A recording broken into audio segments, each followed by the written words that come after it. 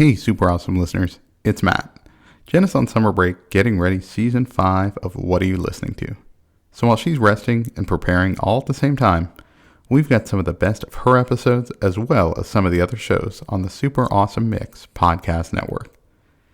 This week, it's an episode from our motivational podcast, Super Awesome You, hosted by Samer Abu Salbi. If you enjoy it, please go and subscribe, share, and give that show a 5-star review so more people can find it. Welcome to the Season 1 finale of Super Awesome You. Hi, my name is Samer Abu Salbi. I'm the host of this show. You can find more of the show's content on Instagram at Super Awesome You. This past year of working the show has been quite the journey for me. There have been many moments when I question why I signed myself up to do another podcast, considering that I also have my other show, Super Awesome Mix, with my co-host Matt, and I occasionally also help out with Jen's show, What Are You Listening To? And, all of that is on top of regular life and everything else that happens along the way. I have and will continue to read a lot of books in the self-help category and also reading the stories of accomplished entrepreneurs and athletes and other self-help gurus and, follow all the things and read and consume as much as I possibly can. I have tried a lot of different methods.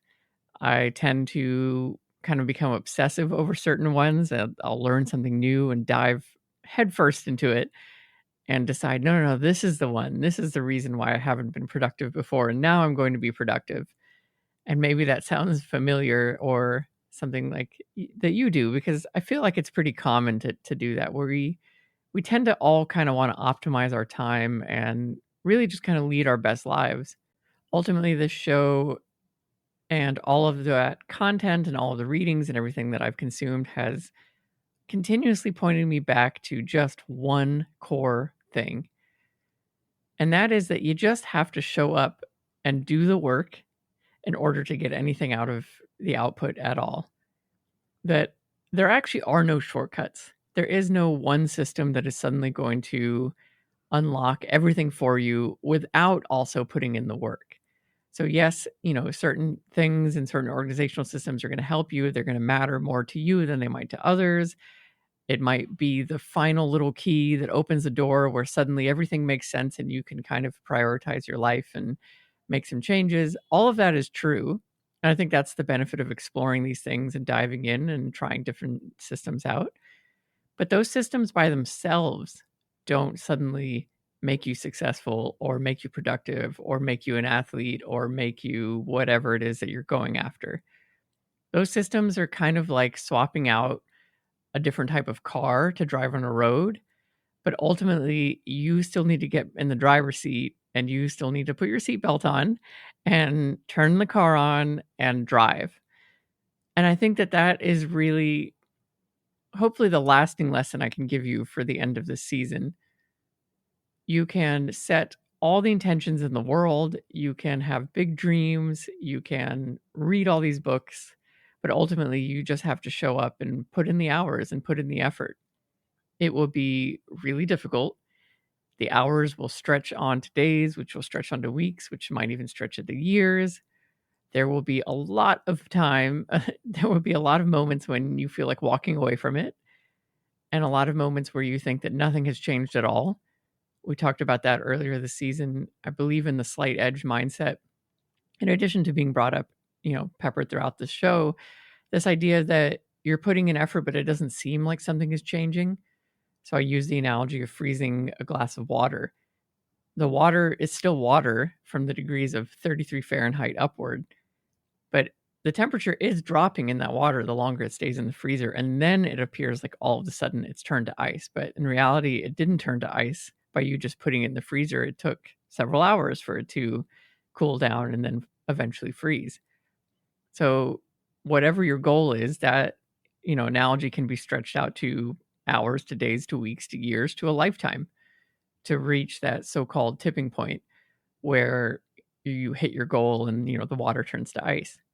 The thing that helps me keep that drive alive, and something we also covered this season, is just coming back to your objective, to your why.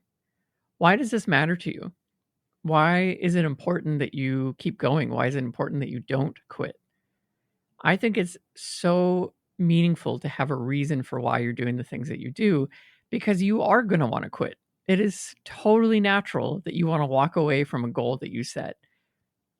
I have said it 1,000 times so far this season. I'm sure I will say it in the future as well. Our brains do not like to do work.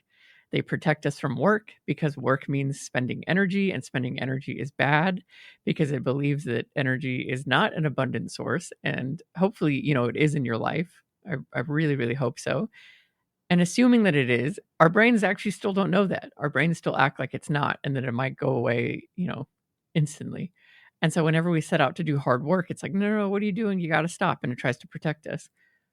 So it's super normal to want to walk away from something, to want to quit. That doesn't make you a quitter. That doesn't make you weak. That doesn't, make you, it's not a negative experience. It's very normal. But it does mean that in those moments, whenever your brain is begging you to stop, that you have a really good reason on why you're not going to stop. It's about the mindset that you have to have a really strong foundational mindset going into a long journey. It's got to be something that you believe so deep down in your core that when you are deeply challenged and when you do want to walk away and quit, you can remember why you're doing what you're doing, and that will be just enough, sometimes literally just enough, to keep you going and help you cross the metaphorical finish line, or in my case, as is often the case, the actual finish line. So as you go into the world and seek out various systems and, consume podcasts and follow Instagram accounts and read books and talk to friends and all the various things that you might do looking for a shortcut, just know that those shortcuts can be helpful. I absolutely think that they can be helpful. I mention taking shortcuts on the show all the time as a way to help you achieve your goals. But the shortcut alone is, like I said, just kind of like swapping out the type of car that you have. You still need to get in the driver's seat and go. It has been an amazing year of working on this show. I have a lot of people to thank for making it happen and for encouraging me to, press record in my case and do it week after week after week. There have been many moments when I wanted to quit the show, and I have not. And my why is because I really enjoy the challenge of showing up for something every single week and showing up for commitment that I've set for myself. And it feels good. It's difficult to produce this and to edit it and to release it week after week after week, but it's been very rewarding. I love hearing some of the comments from my listeners. I love receiving messages from you on Instagram. Honestly, that's the reason why I keep going, is because if I can help even one human being out there to achieve their goal, then it's it's all worth it.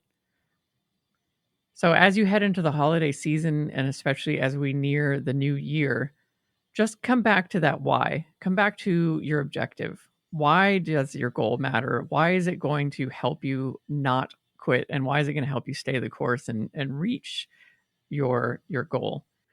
Write it down, put it on sticky notes, put it everywhere, put it in the opening page of your journal, your notebook, put it on your computer screen, make it a background on your iPhone, whatever you need to do to help remind you why it is you're doing what you're doing. And that's honestly going to help a whole lot. In a way, that is a kind of shortcut. But again, that's just kind of the spark to get you to keep moving. You have to supply the fuel and the logs and all of that to keep the fire going. I will be back for season 2. It will most likely go live at the end, close to the end of this year, around December, similar to when I started last year, so that way we can ring in the new year together and start this journey all over again. Thank you again, genuinely from the bottom of my heart, for listening. It means so much to hear from you and see all these listeners from all around the world and watch the numbers grow. It's really, really powerful, and it's an incredible journey that I'm getting to take with all of you. I hope you have a safe and wonderful holiday season for anything that you're celebrating. And even if you're not, maybe, celebrate the joy of being around loved ones and friends and family. And I will see you later this year.